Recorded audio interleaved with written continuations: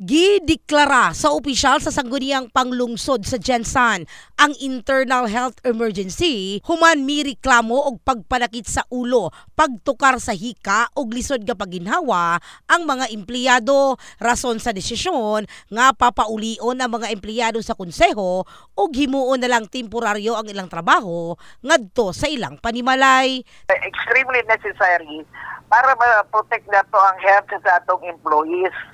So, anyway, idalhon nila sa balay ang ilang trabaho. Dalhon sa balay. Work from home. Work from home sila. Kunya ka ang akong kagulan na, sana, nabisod magana na sa gawas ng mga empleyado, sana ka ng mga nagtrabaho niya, no? Ang nagpintura, sao na lang. Itanaw na to, kung magtrabaho gihapon, work from home gihapon. Butyag ni Doktora Hanilyn Chu Sison, SP Secretary og miyembro sa Occupational Safety and Health kun OSH, girekomenda niya ang work from home sa mga empleyado tungod sa risgo nga dala sa gihimong epoxy painting og pagmasilya sa gigama nga Legislative Research Center kilid sa SP Building. Hindi namin ina-expect na may mga fumes kasi nag-epoxy painting sila. Pagkatapos yung mga dust particles kasi nagamasilya sila.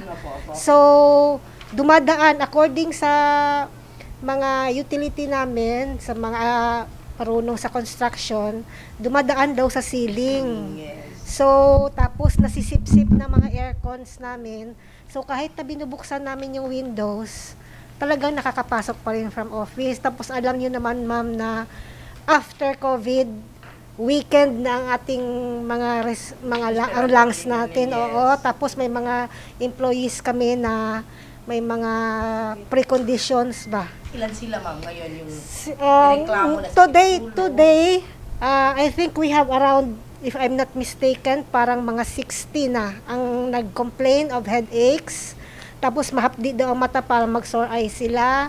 Gisiguro usab sa Vice Mayor og ni Minda Mundido ang department head sa SP nga dili maapektuhan ang adlaw-adlaw nga trabaho sa mga empleyado. Dugang ni Sinson, posibleng ma-poison ang tawo nga exposed sa baho sa epoxy painting ug makasinati og irritation sa ilong, baga ug tutunlan.